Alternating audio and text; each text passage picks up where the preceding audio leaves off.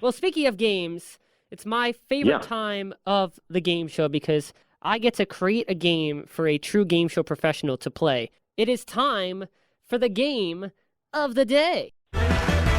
Game of the day. Now, I told you before that this game is going to be one that you actually worked on, and I gave a hint before, and I'll give you another hint. You mentioned a celebrity before that you had to transcribe a show from, and he was the host of this show. Oh, my God. Are we really playing Show Me the Money? Yes, we are. It's time to bring back Show Me the Money. Show Me the Money. Wow, that takes me back.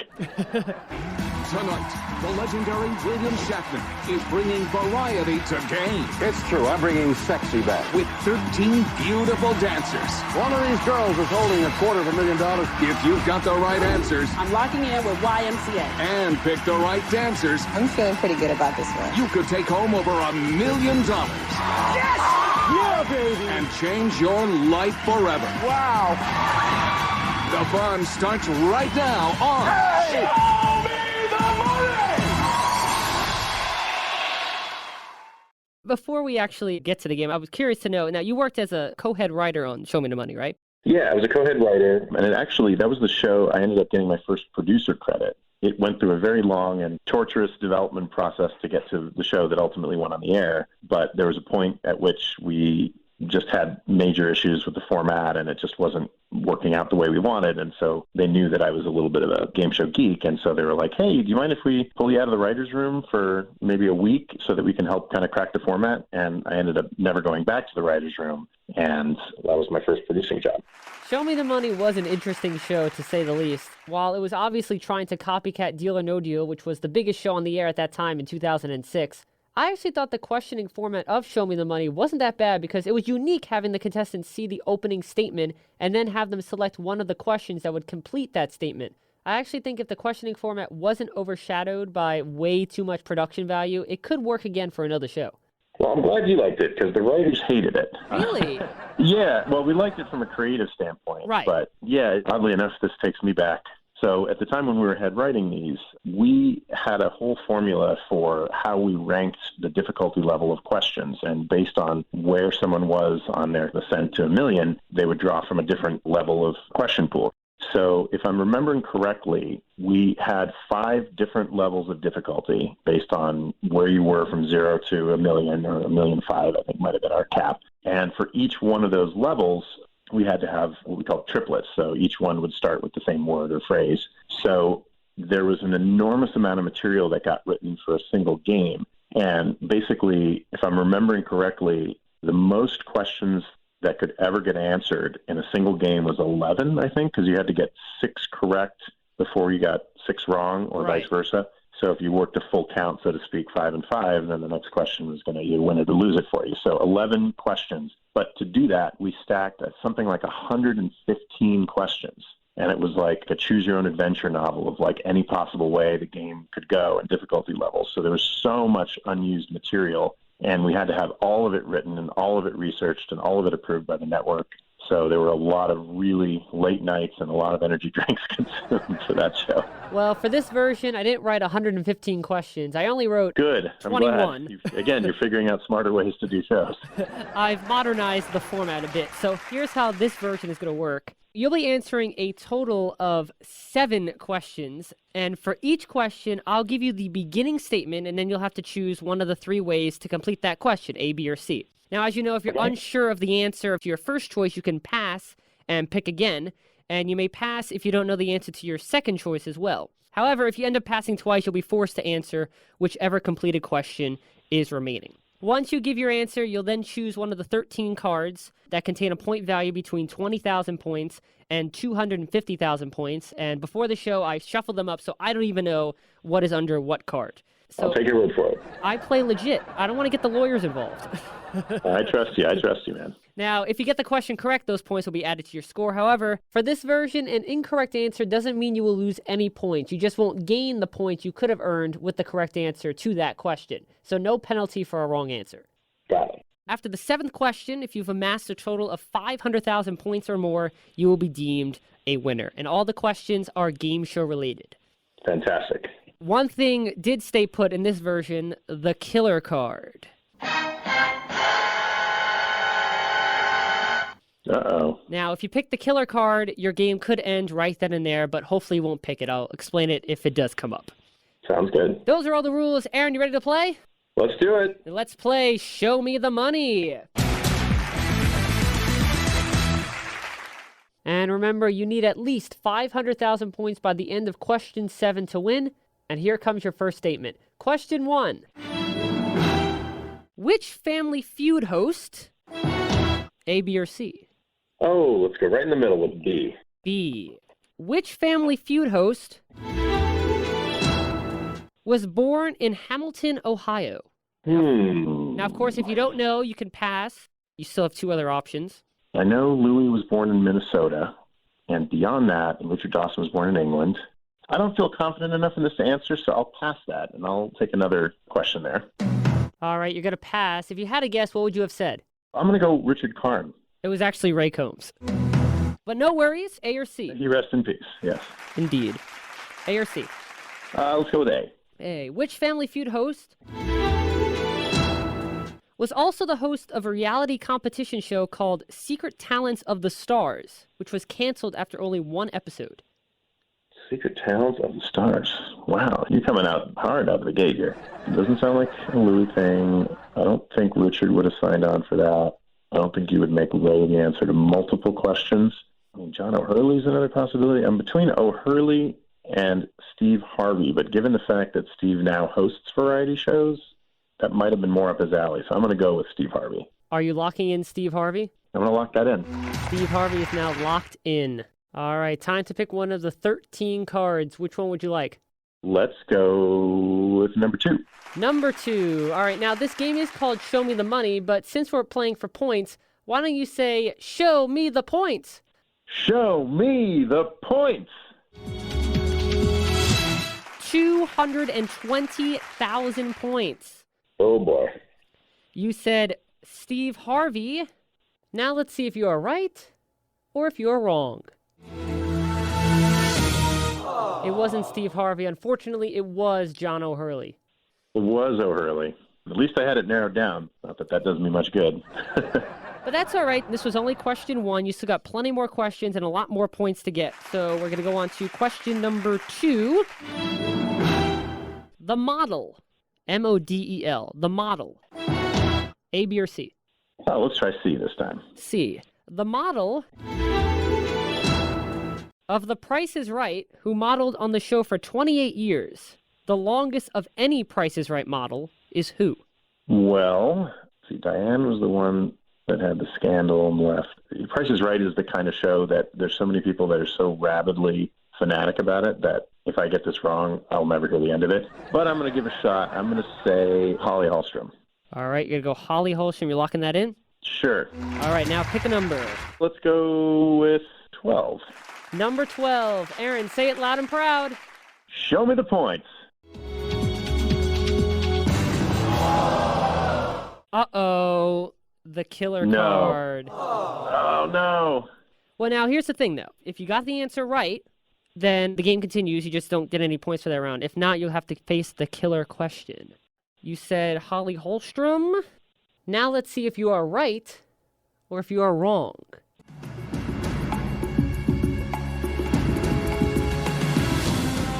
Ooh, Aaron, I'm so sorry. That is incorrect. Janice Pennington was the right answer. It's Janice. 1972 to 2000. But the game is not over. You still have to face the killer question, but the game is not over just because you got that wrong. No, but my reputation as a game show guy is, so... Well, let's redeem it, all right? So you have to get this right. All right. In order to stay in the game. Okay. We can do this. This is the killer question. The game show He Said, She Said was revived under what name? A game show that would run from 1974 to 1978, and again from 1982 to 1984. Can I pick a different game?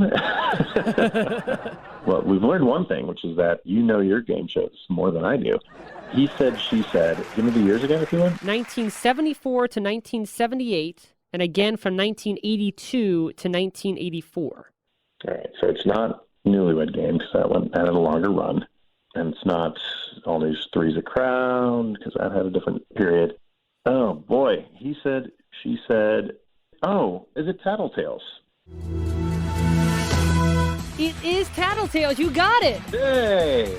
He Said, She Said was hosted by Joe Garagiola and ran from September 15th, 1969 to August 21st, 1970. You have saved yourself. Okay, so you have 5 questions left. All Still right. need 500,000 points, but remember, there's still the 250,000. There's still a 200,000, so plenty of opportunities. Next question.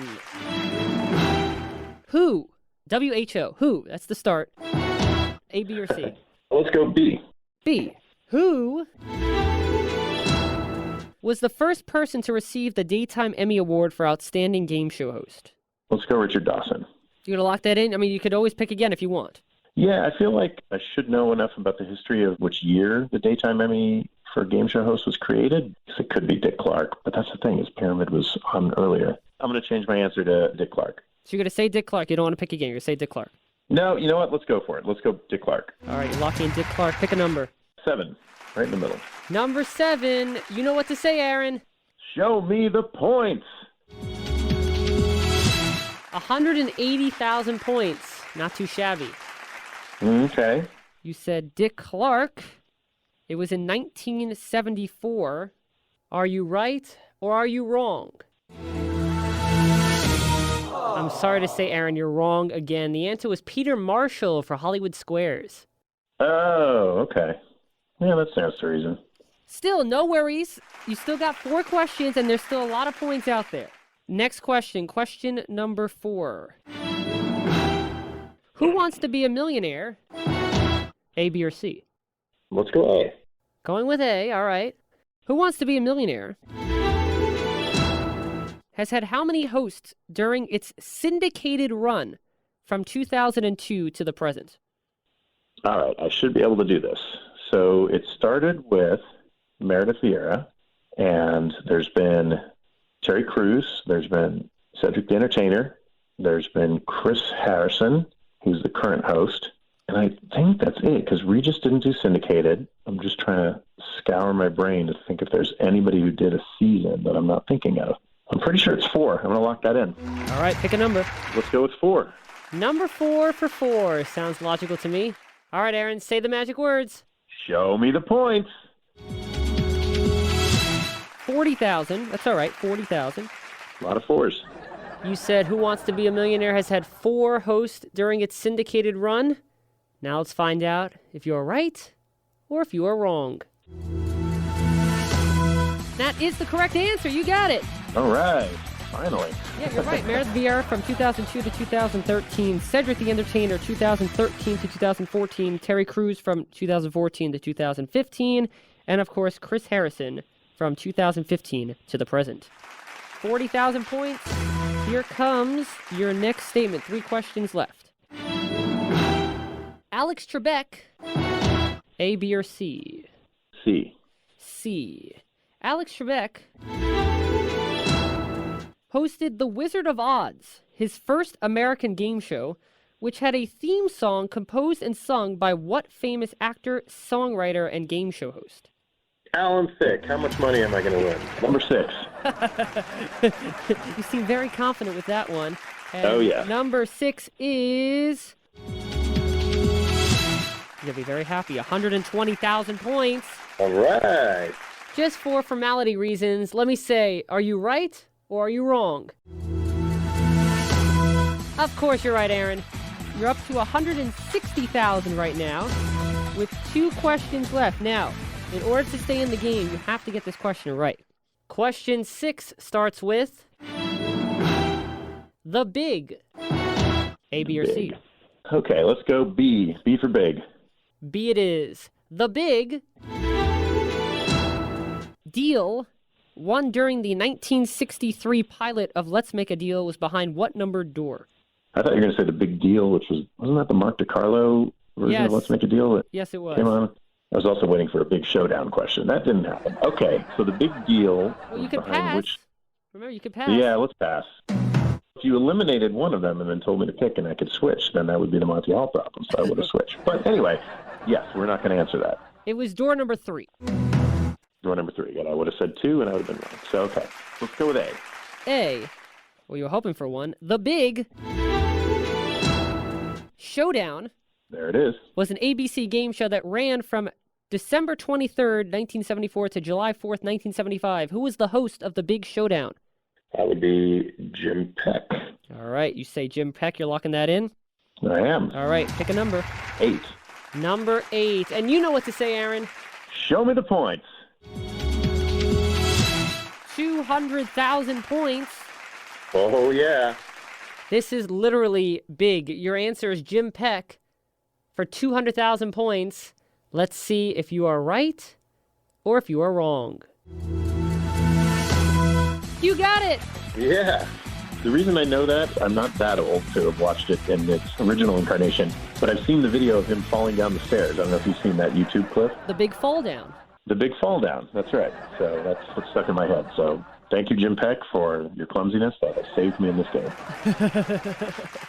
You have 360,000 points. You have one question left.